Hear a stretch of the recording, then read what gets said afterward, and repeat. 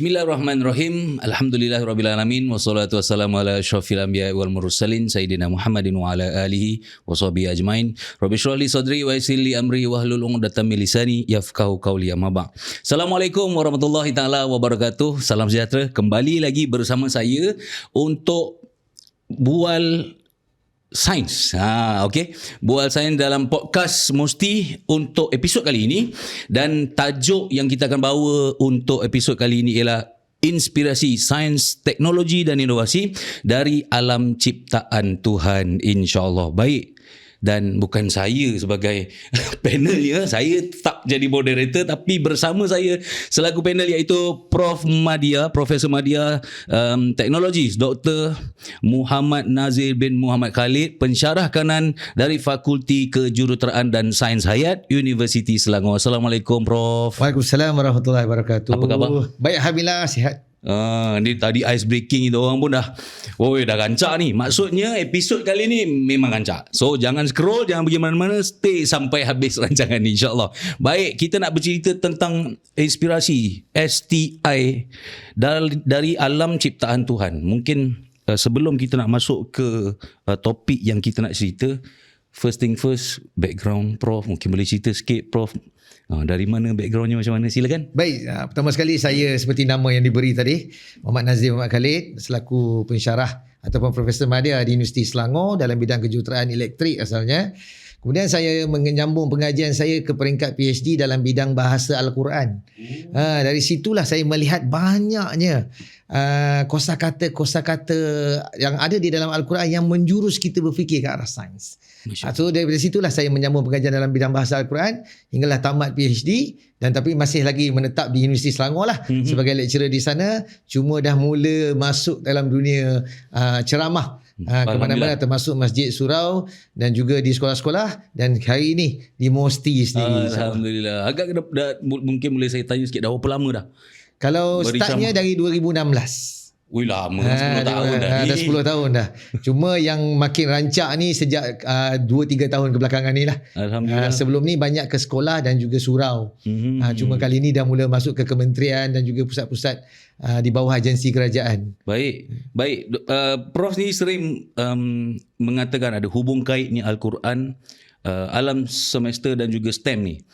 Pandangan Prof sendiri, pada Prof, macam mana sains tu boleh menjadi jambatan untuk masyarakat melihat tentang kebesaran ciptaan Tuhan tanpa meninggalkan pemikiran kritikal? Baik, kita ambil contoh macam ni kan. Awal agama itu mengenal Tuhan. Betul. So bagaimana nak mengenal Tuhan?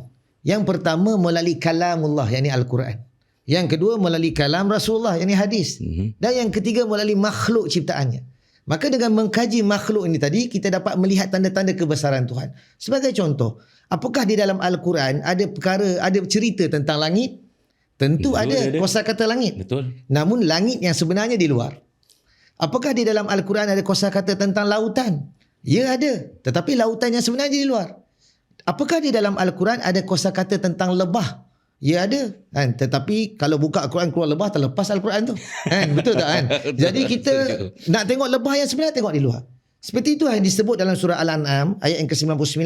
Perhatikanlah olehmu buah ketika ia berputik dan ketika masaknya. Jadi nak perhati di mana? Tentulah kena perhati di pokok yang sebenar. Betul. Maka kita akan lihat proses buah itu terjadi. Yang mana hari ini anak kita belajar di sekolah tentang proses fotosintesis yang menukarkan karbon dioksida dan juga H2O air. Akhirnya dengan cahaya matahari terjadilah glukos yang dalam kimia kita sebut C6H12O6. Ini kalau persamaan kimia lah. Saya angguk je.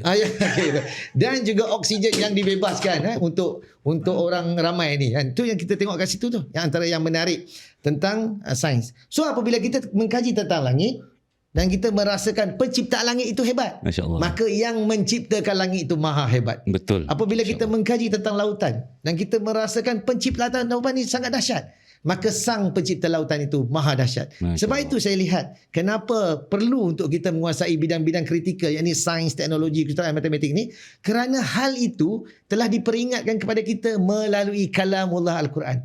Sebagai contoh dalam surah Al-Ankabut ayat yang ke-20. Dinyatakan di situ, katakanlah, bermakna Allah memang suruh pesan kepada semua manusia ni akan berkata hal ini. Katakanlah, berjalanlah kamu di muka bumi dan perhatikanlah bagaimana Allah memulakan penciptaan. So selepas ni Tuan Daniel kalau berjalan, tengoklah tanda-tanda kebesaran Tuhan. Selalunya kita kalau berjalan melihat tanda-tanda kebesaran diri. Macam mana kita nak naikkan, tingkatkan diri kita lagi. Rupanya Allah suruh kita berjalan, lihatlah tanda-tanda kebesaran Tuhan. Allah. So dengan melihat langit, bagaimana langit itu kelihatan biru dan sebagainya lah. Ini sebagai mukadimah. Mukadimah pun dah panjang rasanya. Minta maaf panjang sangat. Alhamdulillah. Baik Prof. Selain itu juga Prof selalu bercakap tentang inovasi yang diinspirasikan daripada alam atau biomimikri. Mungkin boleh Prof kongsikan sedikit contoh bagaimana kita boleh belajar daripada alam untuk menyelesaikan masalah negara seperti air, tenaga ataupun perubahan iklim. Tapi sebelum tu, apa biomimikri? Baik. Biomimikri. Bio tu kehidupan. Betul. Mimik itu tiru. Okey. Di mana hari ini negara-negara maju ataupun negara-negara membangun, apabila mereka mahu menyelesaikan masalah yang dihadapi oleh manusia di sana, mereka akan cuba meniru dari alam. Meniru dari alam. Itu sebab bio itu adalah kehidupan, mimik itu tiru. Apakah perkara itu disebut dalam kitab suci kita Al-Quran? Ya, dalam surah Al-Jasiyah ayat yang keempat. Dan pada kejadian diri kamu sendiri dan pada segala binatang yang dibiakkan. Juga terdapat tanda-tanda yang membuktikan kekuasaan Allah bagi orang-orang yang meyakininya. Mana di sini ada satu saranan mengajak kita untuk melihat segala ciptaan Tuhan termasuk haiwan dan sebagainya lah. Yang mana kelebihan dan keunikan itulah ditiru lalu membangunkan inovasi. Sebagai contoh, kalau saya ambil contoh binatang yang mungkin kalau kita tanya, serangga lah. Biasa serangga apa yang terkenal, kalau Tuan Daniel tahu tentang serangga yang paling terkenal? Serangga yang terkenal? Serangga yang terkenal di rumah kita selalu ada tu. Jenuh cari riset tu. Apa dia tu? Lalat. Lagi? Nyamuk. Yang popular sikit, yang kalau semua orang berjerit tu. Lebah. Lebah tu keluar dah. Yang dalam rumah. Lipas. Betul. Tak iya juga. Kita ambil contoh lipas. Semua kena sebut serangga perosak. Okay. Itu nama. Ada satu pelajar saya tanya tentang serangga ni. Okay. Apa kelebihan lipas? Sebab bagi dia lipas ni apa yang menariknya tentang lipas? Macam tak function. Sebab di sini kita nak tengok, tidaklah Allah mencipta sesuatu tu sia-sia. Betul. Mesti ada sesuatu yang sangat yang boleh memberi manfaat kepada kita kalau kita teliti hal tersebut lah. Saya nak tunjuk kan, betul tak lipas ni kalau berjalan atas lantai kita panggil dia lipas. Betul. Tapi kalau dia terbang lah, kita panggil lain lah. Jangan terbang. Jangan sebutlah. Cukup dalam kepala kita sudah lah kan. Jangan disebut hal tu. Podcast nanti kena bag gitu. Baik. Apa yang menariknya tentang lipas? Pada pandangan kita, orang biasa dan juga pada pandangan saintis. Pada pandangan kita, kalau nampak lipas, apa kita nak buat? Kita nak bunuh je. Sama ada kita ada penyapu, dengan penyapu lah kita bagi. Kalau ada surat khabar, digulungnya. Dengan surat khabar lah kita letak. Sleeper pun jadi. Betul. Kalau ada reset. Selagi dia bergerak, sembuh. Selagi dia bergerak, sembuh. Selagi dia bergerak kan, lama dia nak mati pun tak aman. Asyik kena siram je kan. Betul lah. Itu nampak tak? Pada pandangan mata manusia biasa ni, lipas ni adalah suatu makhluk yang tak berguna lah. Jawapannya bunuh je. Namun bagaimana pula dengan pandangan mata saintis? Daripada sudut pandang saintis, dia melihat lipas ketika berjalan atas lantai dalam keadaan menegak, dekat dinding dalam keadaan sengit, dan dekat ceiling dalam keadaan terbalik, dengan kelajuan yang sama pada sebarang permukaan. Akhirnya mereka meniru keunikan itu, membangunkan satu robot namanya Dash Robot. Yang mana Dash Robot itu kalau bergerak kan, yang digunakan dipasangkan segala sensor, mikrofon, kamera dan juga speaker. Apa tujuan dia? Kalau berlaku runtuhan bangunan, satu ketika dulu kita akan hantar anjing pengesan dan pasukan penyelamat masuk untuk mencari mangsa yang tertimbus. Namun apa yang berlaku bila mana bangunan itu semakin runtuh, pasukan penyelamat dan anjing pengesan terbunuh. Hari ini mereka tak hantar dah. Mereka plan nak hantar robot lipas besok. Dia akan merangkak mencari mangsa yang tertimbus. Bagaimana dia mencari? Sama seperti nyamuk mencari kita dalam gelap. Macam mana nyamuk cari kita dalam gelap? Ada orang kata kalau tak nak nyamuk masuk rumah, sorok slipper. Oh ya. Nyamuk tak tahu orang dalam rumah. Itu untuk raja lawak boleh lah kan. Tapi untuk podcast Mosti tak boleh lah. Untuk podcast Mosti untuk podcast Mosti tak boleh. Jadi sebenarnya nyamuk mencari kita dalam gelap ada 2 peringkat. Yang awalnya dia detect, dia mengesan karbon dioksida. Kerana benda hidup akan membebaskan karbon dioksida. Betul. So dia akan pergi kepada tempat yang ada karbon dioksida kuat. Maknanya semakin kuat di situ mungkin ada manusia, mungkin ada haiwan. Jadi kalau tak nak nyamuk cari kita, jangan bernafas.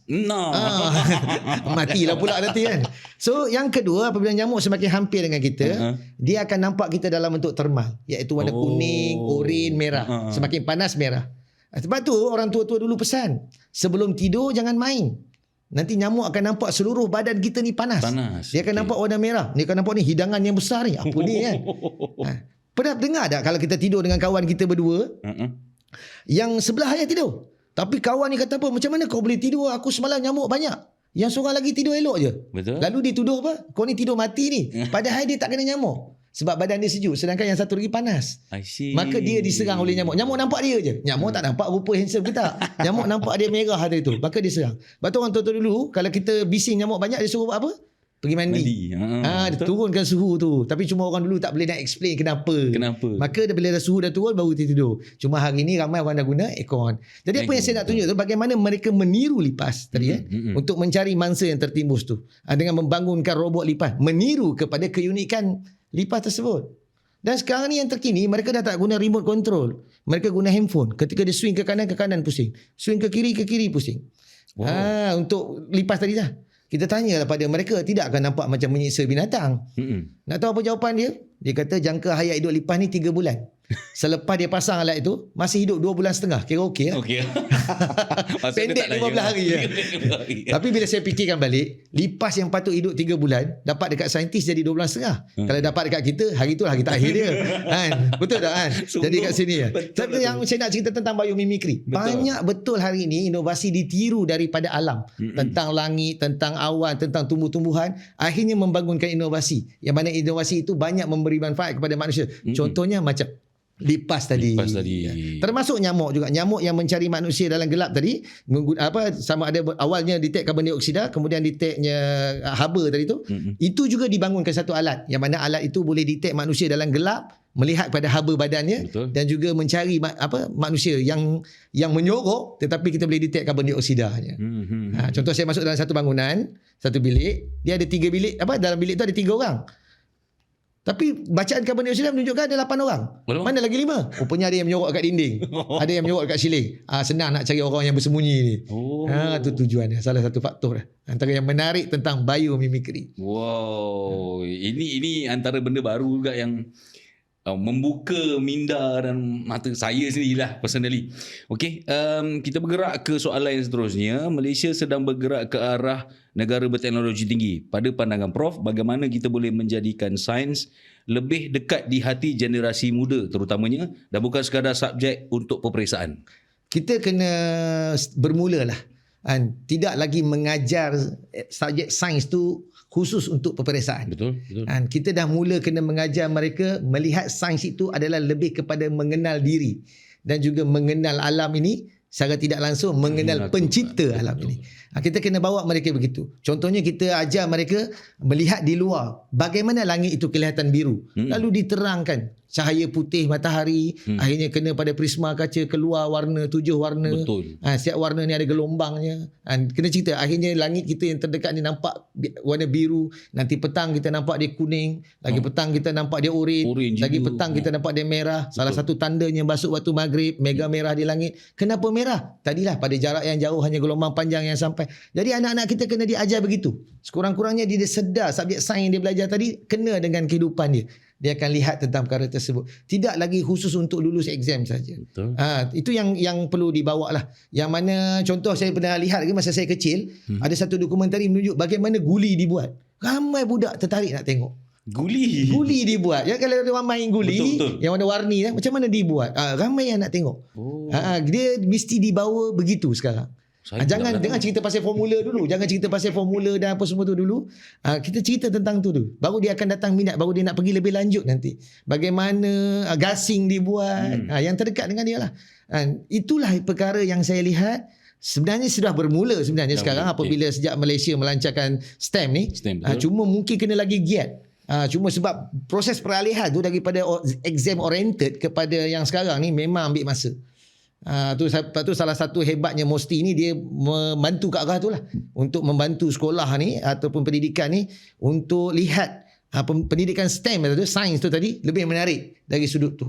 Anak-anak kita suka kalau nak tengok bagaimana sesuatu benda dia dibuat. Kerusi dibuat, bagaimana makanan daripada kebun sampai ke dapur, sampai ke meja makan dia. Dia suka tengok hal-hal tersebut. Baru kita cerita dia. Proses buah terjadi, ni fotosintesis. Barulah nanti dia akan terang. Contoh mudah je tuan. Kalau kita tengok pada gelas yang ada air sejuk, nanti basah bahagian ni. Kita tanya pada anak, dia tak tahu. Mungkin dia ingat ni gelas ni bocor kot dan jadi basah. Sebenarnya proses kondensasi berlaku di situ. Kalau kita tanya kenapa dia basah luar? Sebab ada air batu. Dia sebut air batu, tapi dia tak tahu apa sebab dia. Kesejukan ni ada wap air ada kat sini yang berlaku proses kondensasi menjadi air kat situ. Dia tak nampak hal tersebut. Dan perkara-perkara inilah ditiru, akhirnya dibangunkan inovasi. Yang mana di luar negara mereka buat satu alatan yang boleh disejukkan guna power bank ataupun daripada solar panel, kemudian dialihkan udara, lalu kena tempat sirip penyejuk, tukar menjadi air. Dan dia orang dapat air daripada situ. Itu salah satu contoh. Inilah yang saya lihat pembelajaran akan datang untuk generasi muda hari ini, misi yang menggunakan keseluruhan panca indera yang dia ada. Mata, telinga, kalau boleh lidah dengan eksperimennya, kulitnya dan juga hidungnya. Pendapat Prof sendiri lah, seawal berapa sebenarnya kita dah boleh giatkan anak-anak kita untuk kenal sains? Kalau untuk menggunakan 5 deria dia daripada prasekolah lagi dah boleh. Cuma kita contoh kita ambil garang rasa masin. Betul. Dia ni rasa manis, dia dah mula nampak lidah dia. Lepas tu kita dah mula sentuh, ni panas, ni sejuk. Mata tu boleh lihat, letak satu benda yang lebih ni tak nampak jelas, yang ni nampak lebih jelas. Bagi dia tahu fungsi semua tu. Di situ nanti baru dia belajar yang lebih dalam nanti bila dia dah mula berminat. Faham. Ke arah itu. Saya lihat perkara ni mesti dah banyak membantu dah. Betul. Baik. Dan seterusnya, jika Prof diberi peluang mencipta satu inovasi nasional berimpak tinggi untuk rakyat Malaysia, apakah masalah yang Prof mahu selesaikan terlebih dahulu dan apakah idea inovasi yang ada? Apa inovasi ni? Masalah Malaysia ni mudah je. Dia ada 2 masalah besar lah. Salah satu masalahnya bila time kemarau. Betul. Air dijatuh. Yang mana saya lihat kebanyakan kawasan perumahan dia ada tangki air. Dan selalunya tangki air dia berdekatan dengan kolam tadahan air hujan ni. Betul. Jadi why not kalau negara kita yang Malaysia ni, ataupun kalau kita pergi kepada negeri lah yang lebih kecil, masing-masing negeri ni ada satu seperti macam lori yang macam kontena tu. Di dalam kontena tu dia adalah penapis air. Yang kita boleh pergi ke kolam tadahan tu, kita masukkan paip ke kolam tadahan, lepas tu masuk ke dalam lori tu, cuci dan dibersihkan dan terus masuk ke dalam tangki air di sebelah. Jadi tak perlu lagi orang beratur ambil air dekat lori, sebab bila mana air daripada kolam tadahan masuk terus ke tangki, dia orang ambil air daripada tangki rumah masing-masing je. Jadi tak adalah istilah orang perlu tunggu lori sampai. Lori air tu sampai. Itu saya lihat perlu dah. Contohnya macam kita ambil negeri manalah, macam contoh negeri Selangor ke negeri mana, yang kalau dari setiap negeri tu mungkin ada 10 atau 20 lori. Saya ingat satu lori tu mungkin dalam berapa juta lah, 2 juta kot. Kalau 10 baru 20 juta kan. Yang mana dia sampai, dia parking, dia masukkan paip ke dalam kawasan tadahan air, kolam air yang besar tu, dia sedutnya air masuk, dicuci, dibersihkan dalam tu, kemudian baru masuk ke dalam tangki air yang besar dekat luar kawasan perumahan tu. So air tu akan disalur ke rumah masing-masing melalui tangki masing-masing. Maksudnya lori tu sendiri akan pump ke tangki besar tu lah. Dia pump ke tangki besar je. Lepas tu tangki besar ke rumah macam biasa. So lori ni sebagai filter lah. Lori tu memang filter. Lori tu ada filter. Sama macam tenaga TNB. Kalau mana-mana kawasan taman tu yang blackout, dia akan hantarkan lori besar kan, yang menjana elektrik. Sama, konsep yang sama. Why not kita buat hal yang sama. Idea ni saya dah bagi tahu lama kan, untuk kita buat. Tapi saya boleh bagi tahu lah, nak buat saya pun tak ada modal kan.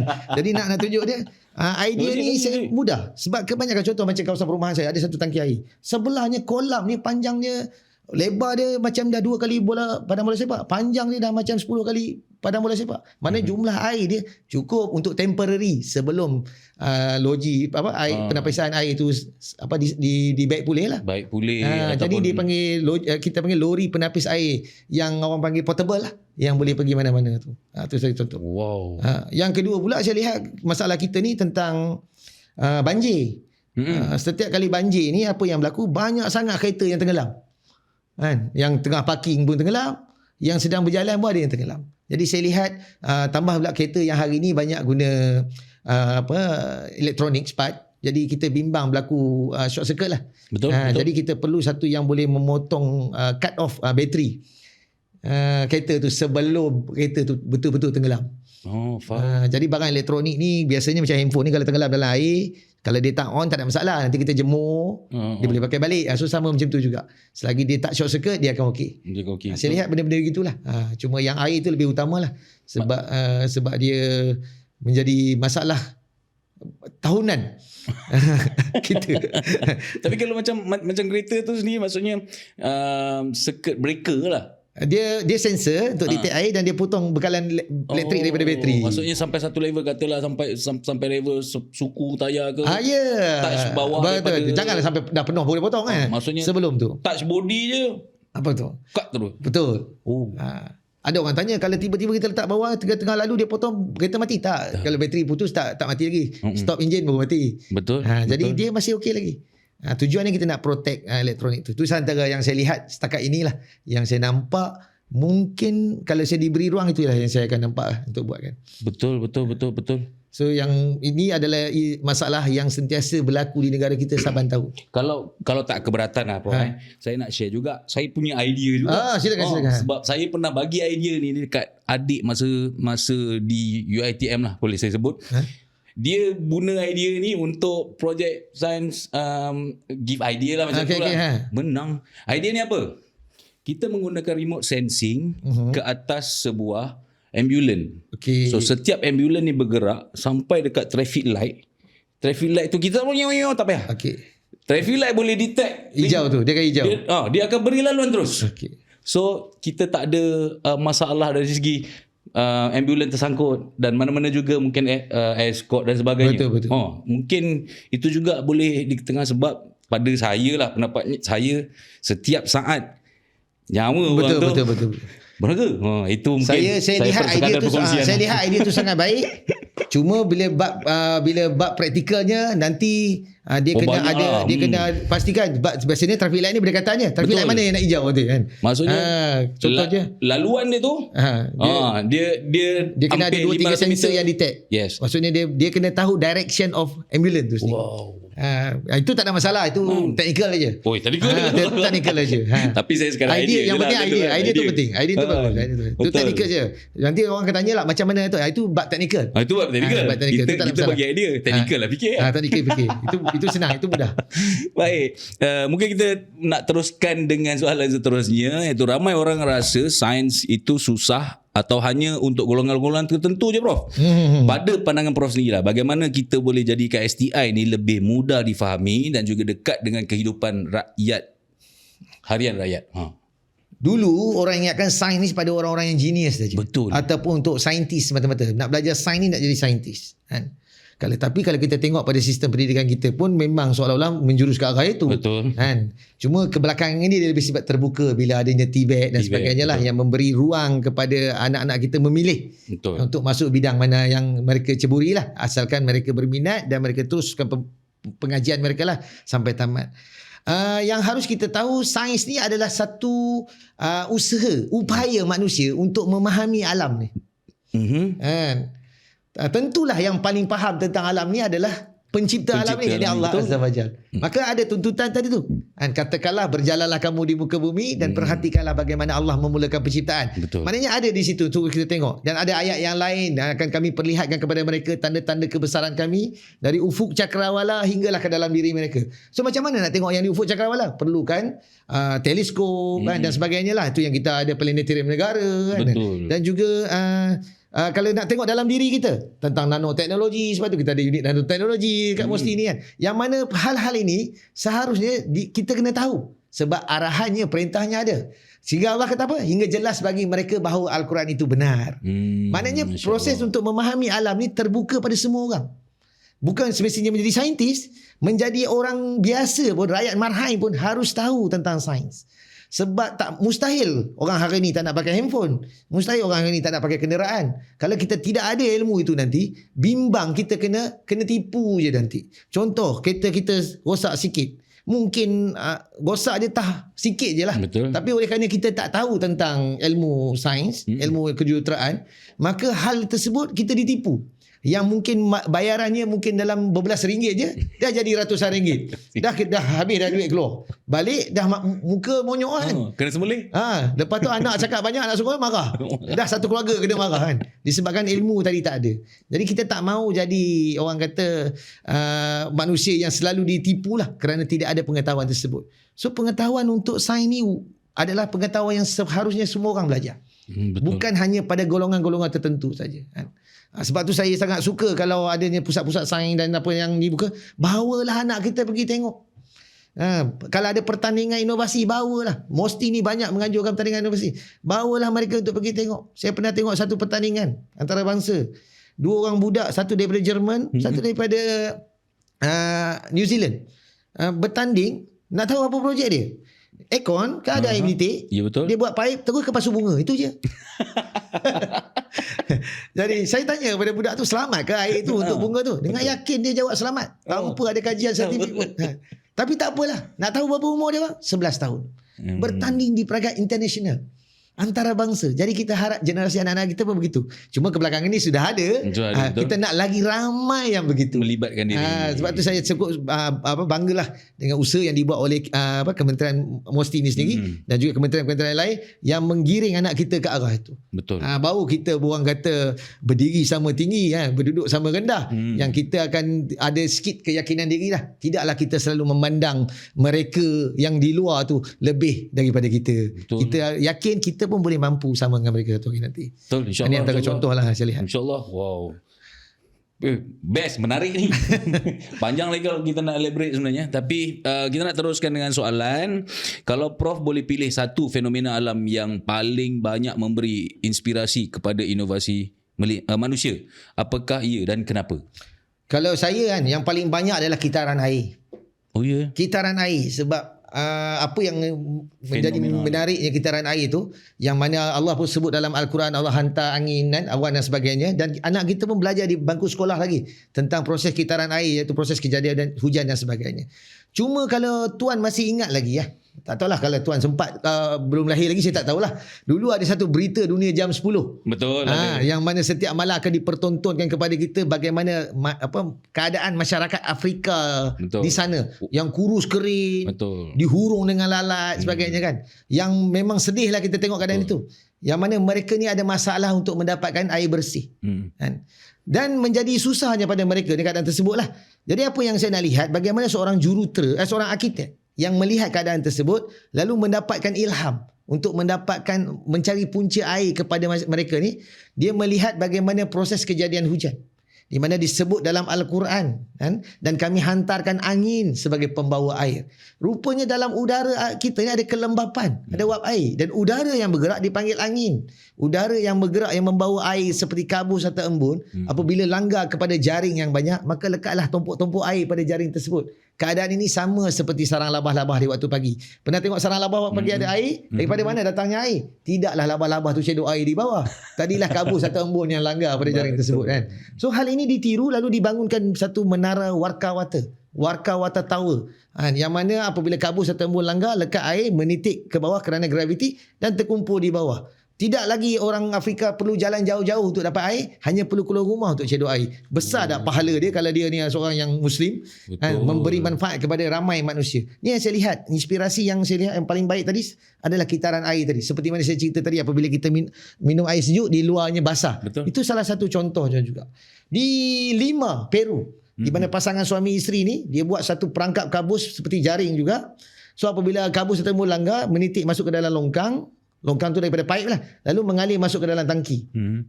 Jadi begitulah cara dia orang dapat air. Kalau tidak, jenuh nak pump air daripada bawah naik ke atas bukit. Betul. Hari ni daripada atas dapat air, turun ke bawah just lepas je kerana graviti. Ini saya lihat inspirasi yang sangat memberi daripada alam, yang banyak memberi inspirasi pada saya adalah kitaran air itu sendiri. Contohnya orang ambil air laut yang masin, kalau nak diminum tak sanggup. Tak boleh. Kan? Apa yang dibuat, diletakkan air itu dan diletak di atas ni kaca. Bila cahaya matahari yang terik, air itu akan naik tersejat kena pada kaca ni, melekat, lama-lama dia kena kaca ni sending, maka dia terus mengalir masuk ke dalam cawan. Boleh minum air itu.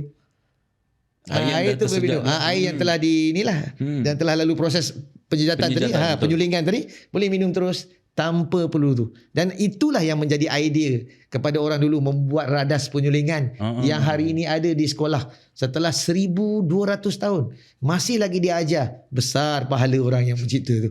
Saya lihat kitaran air adalah satu proses alami yang saya lihat banyak memberi manfaat kepada manusia. Betul. Itu salah satu besarnya lah manfaat. Yang lain pun tak kurang hebatnya. Cuma saya, bila dikata pilih satu, saya pilih satu je. Salah satu. Kalau suruh pilih 5, saya cerita 5. Baik, Prof. Prof sering juga menekankan bahawa persoalan dalam kehidupan seharian boleh menjadi pencetus inovasi. Bagaimana rakyat Malaysia, rakyat biasa, guru, pelajar atau komuniti boleh bermula menjadi inovator kecil dalam menyelesaikan masalah di persekitaran mereka. Baik, ini menarik. Ini sangat menarik. Sebab setiap diri kita ni percaya Allah itu Maha Pencipta. Jadi kita ni hamba je juga harus mencipta. Kita harapkan satu hari Malaysia ni akan jadi bangsa pencipta. Betul. Bukan lagi bangsa pengguna. Akan datang kita yang cipta, mereka yang guna. Hari ini mereka yang cipta, kita yang guna kan. Akan datang kita pula mencipta, mereka yang guna. Bagaimana hal itu berlaku? Pertama sekali, setiap orang di sini ada masalah yang mereka hadapi dalam kehidupan hariannya. Tentu saya sendiri ada dan juga tuan moderator pun juga ada tentang masalah tersebut. So bagaimana kita memikirkan jalan untuk mengatasi, itulah inovasi. Sama ada kita berjaya membuatkan masanya lebih pendek, ataukah kita berjaya membuatkan harganya lebih murah, itulah inovasi. Ini yang saya lihat contoh seperti mana seorang wanita yang dia ni, seorang ibu yang dia ni setiap hari serabut kepala dia kerana terpaksa basuh selimut, cadar, kain lampin anak dia, bantal, semualah kena basuh kerana anaknya kencing, bayinya kencing. Ingat zaman dulu pakai kain lampin. Lampin lipat. Lipat gitu je lah. Bila kencing, kalau sekali kencing mungkin tak sampai luar. Tapi budak bukan sekali kan. Berkali-kali kan. Lama-lama tengok dah dengan tilam-tilam kan. Jadi setiap pagi suri rumah itulah kerja dia. Ya, betul. Kena bawa kan. Dan akhirnya pukul 2 pagi dia bangun, dia guntingnya lansir bilik air. Yang mana tujuan lansir itu agar air tak terpercik keluar lah. Lansir itu kan daripada plastik tu. Dia jahitnya dengan kain lampin. Lalu dipakai kepada bayinya. Esok pagi kain lampin dalam tu je yang basah. Tilam, cadar, selimut semua tak basah. Di situlah awalnya terciptanya lampin pakai buang yang hari ini menjadi jutawan kerana penemuan tersebut. Nampak tak bagaimana seorang ibu, dia bukan menyelesaikan masalah dunia sebenarnya. Dia bukan memikirkan nak menyelesaikan masalah dunia. Dia hanya memikirkan nak menyelesaikan masalah diri dia. Betul. Akhirnya masalah itu dapat diselesaikan dan mendunia sampai jadi jutawan. Betul. Ini yang kita harap masing-masing melihat apa masalah harian yang kita lalui. Tentu kita tidak kesorangan. Betul. Tentu ada orang lain juga melalui hal yang sama. Betul. Dan kalau kita dapat mengatasi dan orang lain boleh tiru, kalau tak jadi duit pun tentu jadi pahala. Betul. Yang mana kalau jadi duit lagi syukur alhamdulillah, pahala dapat, duit pun bertambah kan, rezeki pun bertambah. Ini yang saya lihatlah yang mana ada di kalangan orang yang berfikir hal tersebut. Sama juga seorang perempuan ketika dia naik tram di luar negara ada salji. Dia naik tram salji. Jadi dia tengok orang lelaki sana, bila cermin tram tu penuh dengan salji, dia akan berhenti ambil penyapu, cuci. Jadi jalan sikit penuh lagi, berhenti. Jadi dia rasa terganggu dengan perjalanan tersebut. Akhirnya dia kata, kenapa tak cuci dari dalam je? Macam mana nak cuci dari dalam? Cermin tu kat luar kan. Salji tu di luar. Rupanya dia buatkan satu, dia panggil wiper. Yang mana dulu wiper daripada atas. Betul. Dia ni dekat dalam, dia manual. Dia tolak, wiper tu gerak sana, dia tarik, wiper tu bersih sini. Jadi orang di dalam tu tolak tarik lah, jadi gitu kan. Manual punya. Bukan macam sekarang. Sampailah hari ni terciptanya wiper. Bayangkan, dialah penemunya yang mencipta wiper untuk tram, akhirnya diguna pakai untuk kereta hari ni. Tu hebatnya seorang wanita. Bagaimana mereka. Dan satu lagi contoh, seorang typist yang suka type ni, setiap kali salah, apa dia buat? Dia terpaksa konyok getah dia, buang. Type betul. semula. Bukan zaman sekarang anda pakai komputer. Salah boleh ubah je. Type salah, konyok, buang. Akhirnya dia tengok seorang pelukis yang melukis, bila salah pelukis tak konyok pula lukisan tu, buang. Dia akan ambil cat lain, cat. Maka dia pergi ke dapur, dia bancuh semua jadi putih tu, dia sapu, lepas tu dia type balik. Nama awal produk tu dia bagi nama Mistake Out. Akhirnya di rebrand dengan nama Liquid Paper. Itulah yang jadi hari ni. Dan menjadi jutawan beliau kerana hal tersebut. Masya Allah. Sampai tu saya kata, suri rumah ke, para ibu ke, masih ada masalah. Kalau guru mesti ada masalah dengan pelajarnya. Kan? Kalau ibu mesti ada masalah dengan anaknya. Kalau anak tak nak makan ke, susah nak makan ke, mesti ada. So kalau kita boleh memikirkan solusi itu, dan kalau kita betul-betul mahu menjadikan hal itu dipakai oleh orang ramai, insyaAllah mungkin dia akan mendunia satu hari nanti. Betul. Ni fun fact yang mind blow ke, rupanya wiper dekat kereta kita yang dah pakai hari ni datang daripada perempuan. Betul. Masya Allah. Tu saya lihat, jangan fikir nak menyelesaikan masalah negara kan, ataupun masalah syarikat mana-mana kan, atau masalah orang lain. Masalah diri pun dah boleh mendunia. Itu yang saya lihat. Ramai di kalangan kita kadang-kadang terlepas pandang tentang masalah diri kita, sibuk fikir masalah lain. Lain kali bergaduh sama orang lain tentang masalah orang lain. Sepatutnya kalau nak bergaduh tentang masalah diri. Tidak, dia bergaduh dengan orang lain sebab masalah orang lain yang sebenarnya tak terlibat langsung pun diri dia. Kalau dah mereka ataupun kita semua lebih fokus kepada diri dan melihat kepada apa penambahbaikan yang kita mahu, yang hari ini lebih baik dari semalam. Betul. Dan hari esok lebih baik daripada hari ini. Betul. Mungkin kita salah seorang in better masa depan. Setuju. Sangat setuju bila kita menjadi pemikir macam mana Prof katakan tadi. Okey. Betul. Dalam era kecerdasan buatan yang ni AI sekarang ni, betul. automasi dan teknologi pantas berubah. Apakah kemahiran ataupun cara berfikir yang Prof rasa paling penting untuk generasi muda Malaysia kuasai? Baik. AI ni memang banyak membantu. Namun realiti yang berlaku hari ni saya lihat, orang yang betul-betul dapat manfaat banyak dari AI adalah orang yang memang dah hebat. Faham? Bukan orang yang baru nak betul. mula. Memang orang tu dah hebat. Contoh, orang kata dengan ada AI kita boleh tulis buku. Kan? Ya, tapi akhirnya yang menulis buku menggunakan AI masih lagi penulis buku yang sebelum ni. Sebab apa? Kerana mereka hanya tahu guna AI, tetapi mereka tidak ada idea untuk menggunakan AI itu untuk apa. Betul. Sebab tu orang yang sebelum ni dia dah menulis, dia dah banyak idea, dia dah banyak pembacaan. Akhirnya dia dengan masalah-masalah orang lain yang dia pernah baca ataupun dengan apa yang dia hadapi, lalu dia curahkan ke AI tu, dia akan dapat lagi hebat. AI akan memberi data yang lagi dahsyat, maklumat yang lagi dahsyat. Sebab tu kalau orang tu dia tak pernah tulis buku, akhirnya kita kata pada dia lah, suruh AI buat perjalanan pergi ke pasar malam. Nanti dia kalau buat nanti dia akan buat ayah saya mengajak saya ke pasar malam, sampai di pasar malam kami membeli burger dan balik makan. Dengar pun tak best kan. Macam mana nak dapat A dalam SPM kan. Tetapi bagi orang yang ada idea, dia akan cerita, okey, tulis kat situ saya sedang bermain bola dengan kawan dulu. Dia akan bagi kemudian ayah saya panggil, lepas tu kami pergi di sana, tunjukkan suasana kat pasar malam tu, apa yang berlaku, baru nanti AI akan cerita. Ketika pukul 5 petang sedang bermain dengan kawan-kawan, tiba-tiba aku terdengar satu suara memanggil nama aku, dan aku dapati yang memanggil aku adalah ayah, dan aku terus mendapatkan ayah, baru cerita. Ayah menyatakan untuk membawa aku ke pasar malam, baru dia macam tu kan. Lepas tu aku pun bersiap mandi, akhirnya kami naik motosikal ke pasar malam. Dalam perjalanan aku lihat kereta di kiri kanan bahu jalan banyak kereta yang parking di situ, baru sampai di pasar malam, tiba di sana ayah meletakkan motornya kan. Baru seronok cerita tu. Betul. Di sana aku dengar masing-masing peniaga menjerit, memanggil, menarik minat, menarik perhatian pembeli. Baru dia akan jadi best sikit. Baru boleh dapat A. Sama juga AI pun. Kalau kita akan guna dia hanya sekadar basic aja. Basic, betul. Jadi anak-anak muda hari ni, macam mana pun, walaupun sudah ada AI, pengetahuan tu mesti dia mendapat melalui pembacaan dan sebagainya. Mesti ada. Banyak bertanya, banyak. Sebab apa? Sesuatu keputusan yang hebat akan terhasil daripada hasil yang hebat akan terhasil daripada keputusan yang hebat tadi tu.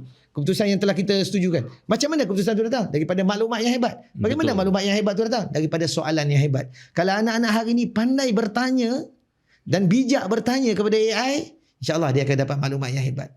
Itu yang anak-anak kita kena buat hari ini. Betul. Macam mana Prof kata, memang betul. AI itu power. Tapi nak tak nak, pengguna, sebagai pengguna maupun anak kita sendiri pun kena ada ilmu untuk tahu at least tahu macam mana nak jadikan AI tu mengguna AI tu dengan power. Maksudnya kena ada ilmu juga, kena tahu macam mana, sebab AI tu dia istilah dia menggunakan prompt. So macam mana kita nak mengarahkan AI tu untuk berimajinasi macam mana yang kita nak pun memang Betul. Dia ibarat macam pisau lah. Orang yang biasa guna pisau potong tali, potong kuih.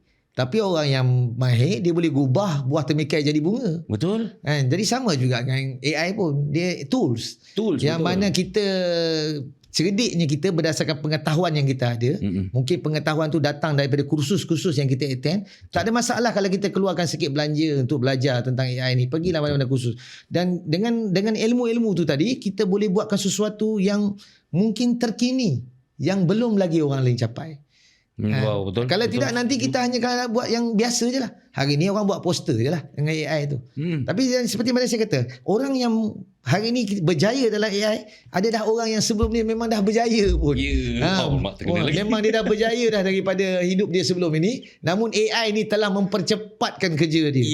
Dulu dia terpaksa buat kerja tu mungkin 2 minggu, hari ni 2 hari selesai. 2 hari, betul. Sebab tu hari ni tengok buku banyak keluar kan. Orang yang memang menulis buku pun kan, memang yang menulis buku pun yang keluar buku cepat. Kalau yang dulu dia tak pernah tulis, memang dia pernah kata, saya dah buat buku, duduk kat laptop dia lah. Tak ada siapa nak terbitkan. Kecuali dia terbit sendiri lah. Itu pun belum tentu ada orang nak beli. Tapi nak tunjuk kat sini, pengetahuan itu mesti ditingkatkan. Kalau tidak nanti kita seolah-olah macam ada pisau tadi lah. Nanti tersimpannya dekat dapur tu sehinggalah kita beli sesuatu baru kita potong. Betul. Ada orang dengan pisau tu macam-macam dia boleh buat.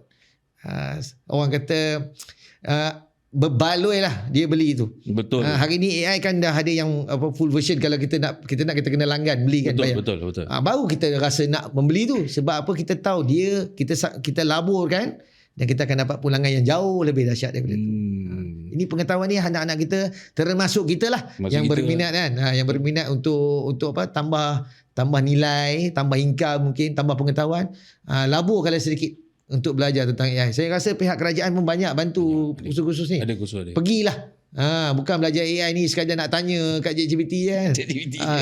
Rasa dah macam dekat Iron Man lah. Boleh cakap dekat Javed tanya. Rasa macam tu jawab. Itu awal-awal okey lah. Lama-lama kalau macam tu juga. Betul. Cuma AI tu dia tak ada perasaan. Kalau tidak mesti dia dah kata dah, tak ada kerja lain ke? Semua benda bila awak nak kerja sendiri dia. Tapi betul juga macam Prof kata tadi. AI dah boleh wujud poster kan. Tapi ada beza di antara poster, orang kata poster yang mungkin orang biasa tulis untuk promptkan dia poster tu, dengan orang yang memang dah ada background dengan design untuk dia promptkan satu poster. Memang nampak beza. Saya penulis buku. Saya buat buku. Pada saya cantik dah. Tapi bila beri kepada graphic designer, jauh lagi cantik. Kan? Sebab dia dah ada experience. Dia dah ada pengetahuan yang dia tahu kat mana yang lagi sesuai letak. Susun atur yang macam mana, ruang letak yang macam mana yang dia patut buat. Saya hanya tahu konten je. Letak gambar, tak gambar. Pun saya rasa dah cantik. Cantik dah. Tapi pada ahlinya, lagi baik. Betul. Sama juga. Bagi orang, AI ni akan mempercepatkan orang-orang yang macam tu. Yang memang pada awalnya dah hebat. Kalau orang tu memang buat filem dia akan jadi lagi hebat. Betul. Orang kata sekarang kita dah boleh buat lagu sendiri. Tak sedap. Tapi kalau orang tu memang pengubah lagu, pembuat lagu, hebat. Bila mana dia guna AI. Betul. Baik, ini yang akhir sekali Prof. Apakah mesej Prof kepada anak muda Malaysia yang mungkin belum nampak masa depan mereka dalam bidang sains, teknologi dan inovasi? Apa nasihat Prof? Baik, insyaAllah hari ni kita tengoklah. Saya sebagai seorang pensyarah di universiti, saya lihatlah anak-anak hari ni tak ada cita-cita. Betul lah. Dia orang macam tak tahu nak jadi apa. Ni masuk bidang ni siapa? Ayah suruh. Betul. Dia tak macam zaman kita dulu, cita-cita. Walaupun dulu orang tanya nak jadi apa, polis. Polis askar kan. Tu yang sampai cikgu saya kata aman dalam Malaysia. Sebab penuh dengan polis askar. Kalau tanya perempuan, cikgu. Adalah satu orang doktor. Lain semua orang pandang kan. Ada seorang kawan saya, pilot. Pun askar juga. Tapi semua orang tengok, hebat gitu kan. Sebab dia bayangkan pilot yang bawa jet berjuang tu. Tapi nak tunjukkan sekurang-kurangnya anak-anak dulu ada cita-cita. Anak-anak hari ni kalau ditanya, entahlah kan. Dia minat buat sesuatu tapi dia tak ada cita. Jadi tidak ada yang mendorong dia ke arah itu. Betul. So seharusnya anak-anak kita ni ada dream lah, ada cita-cita. Ada sesuatu yang dia nak capai. Seperti mana dalam Quran, hendaklah kita perhatikan apa yang kita buat untuk hari esok. Maknanya apa yang kita buat hari ini adalah sesuatu yang kita sedang bermida untuk hari esok. Sebab tu orang yang prepare sesuatu hari ni sebenarnya dia sedang prepare masa depan dia lah. Betul. Jadi yang saya lihat anak-anak hari ni tidak ada. So mungkin ibu dan ayah dan termasuklah para guru mula kena minta mereka ni bercerita tentang masa depan dia orang ataupun cita-cita dia orang. Kalau tidak jadi macam orang kata kita takut dia bercakap juga cita-cita tapi jadi macam angan-angan. Pun bagus jugalah angan-angan sebenarnya, tapi kalau terlalu sangat jadi angan-angan sangat. Bila saya pernah jumpa satu orang, dia bercita-cita nak ada kereta macam ni. Okay lah, saya kata bagus. Ini saya tanya macam mana you nak pergi ke situ? Tak ada plan. Tak ada plan. Jadi mungkin dia beranggap bernasib baik satu hari nanti ada orang bagi lah kot kan. Tetapi yalah, kita pun tak tahu masa depan. Betul. Boleh jadi satu hari nanti dia jumpa jalan yang baik. Kita doa yang terbaik. Betul. Cuma kita ni tidaklah termasuk dalam miracle tu sangat. Yang seharusnya kita plan lah. Usaha. Nanti Allah akan beri. Betul. Allah beri kepada, tidak ada yang mengubah satu kaum kecuali dirinya sendirilah kan, kaum tu sendiri. Jadi kita nak, kita ni sebagai rakyat marhai, kita tahu kita ni nak berjaya mesti kena berusaha. Sebagai anak orang daripada rakyat marhai ni, kalau saya tak berusaha zaman dulu, mungkin saya tak capai apa yang saya ada hari ni lah. Saya dulu sampai SPM pergi kerja kilang dulu. Bukan tujuan kerja kilang tu memang nak kerja kilang terus. Hanya mengisi masa lapang belajar, kemudian berhenti daripada kerja kilang tu terus pergi ambil kelas komputer. Zaman saya dulu tak ada lagi komputer kat rumah. Masyarakat Malaysia ni kalau ada komputer tu macam rare lah. Sekarang yang tak ada komputer pula rare kan. Dulu kalau ada komputer di rumah tu rare lah. Jadi saya terpaksa pergi belajar di pusat komputer. Komputer, betul. Bayar. Masa sampai-sampai tu orang tu tanya kan, pertama kali guna ke? Saya kata pertama kali. Bukanya kat sini. Nak pun tak tahu. Jadi mana nak tunjukkan. So anak-anak hari ni segala-gala kelengkapan itu ibu dan ayah sediakan. Betul. Jadi perlu ada satu matlamat, cita-cita yang mudah-mudahan dengan matlamat cita-cita tu dengan kelengkapan yang ibu ayah berikan tu boleh bawa mereka lebih jauh ke hadapan.